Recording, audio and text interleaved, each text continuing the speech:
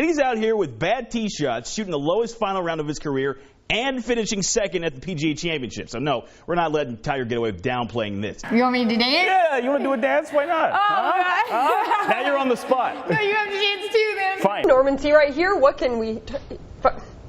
Talking about? What are we talking about? We're talking about golf. That's what we're talking about. I know it's late. Hundreds of teams, thousands of athletes, and even the Pro Football Hall of Fame camp. This fountain and the ceremony surrounding it are just as good a reminder as the uniforms a team wears every single week. I love this giant monitor because when I have to point out scores to you, I can literally do that and you get to see more of me. Everybody wins. And if at any point you cannot hear me, it is because University of Charleston is hosting Ohio State University. Good luck in your race. You know you got to get ready for it. This is your final call. Have at it. Good luck, and we'll see how you do. They have increased security measures here. You cannot bring weapons, knives, guns, knitting needles. When did you know you wanted to do it?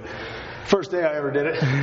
I always thought I would never be a football coach. Most of us would only notice that a player is missing because we don't hear his name or number being called in the lineup. You're looking at heat haze at Coonskin Park's Show and Bomb Stadium. It's so hot that the air is heated in an irregular pattern, causing light to refract in an irregular pattern. There's your science lesson for the day, but you are not here for science, you're here for sports. At Fairland High School, everything seems normal. Up your feet. But that's not the case for senior Allie Henderson. It's easy to put on a front and just pretend like everything's handy, all right, all good, but it's really hard when you're just lethargic and tired. In late December, she was diagnosed with thyroid cancer. And the rest of the Dragons stepped up. Students came to me on last Friday afternoon and said, hey, look, we want to do something for Allie, something special. Which is all you could ever want for your child. The visiting Chesapeake Panthers did the same. We were able to sell 350 shirts between the two schools. We're going to raise somewhere between $2,300 and $2,500 for the cause. I totally believe in rivals for sure, like school rivals, but more importantly, it's our community. And if we don't pull together for one another, who will? Allie is Fairland's student body president, homecoming queen, and avid basketball fan. But what stands out the most about her is her selflessness.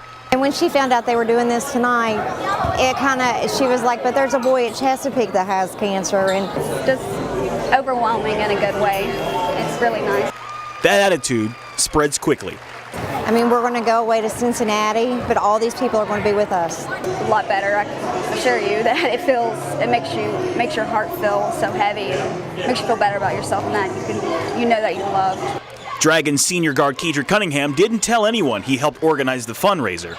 There is things bigger than the game, and this is one of them. But with the rally and with these shoes, But you beating cancer is FHS's biggest victory yet. I just want to know that she means a ton to me. So I plan on giving her these after the game. he and the Dragons give Allie the gift of a 71-35 win against Chesapeake.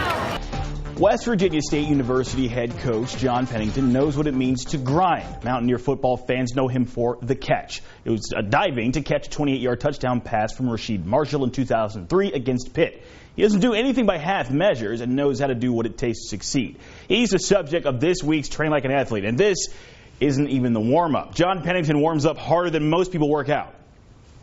This is just the warm-up. Okay. We're going to start with man makers. This is a Mike Barwood special here. So can't put the bar down until we're done. You got a guy who's rough, struggling on you. How does Coach Pennington get in their heads? Why are you doing this? Why are you here today? So it all starts with your why. Once you know that, that's your fuel. Once you think about all that stuff, this is kind of easy. Why become a football coach? Well, you get a chance to help people and impact the community. You know, I love being part of that initial journey into adulthood. You know, they're 18 to 22. They think they know everything, when in reality they don't know a thing. And so, you know, there's so many diehard West Virginia State fans. You know, I want my kids to see me, you know, helping others, inspiring others.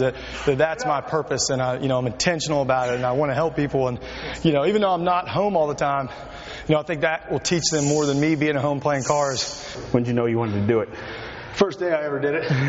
I always thought I would never be a football coach. I wasn't a huge rah-rah kind of guy. I mean, I played in passionately, but I just didn't think I could be yelling at people all the time. But you don't have to be that way to be a coach, and that's kind of what I learned. And day one was like, man, I'm having an impact in one day. Imagine what I could do if I became a head coach. If I had 100 people underneath me, I could teach them how to set goals and be a great student, and how to achieve what they want to achieve in life. And so I just wanted to give that gift back. I learned more in the locker room than I could ever learn in a classroom. And I learned a lot at WVU and Wesleyan when I was in school, but nothing like what I learned in that locker room and in the meeting rooms. And that's what I feel like I get to do is I'm a teacher. I tell the players all the time, like, life is simple. It's not easy, but it's simple.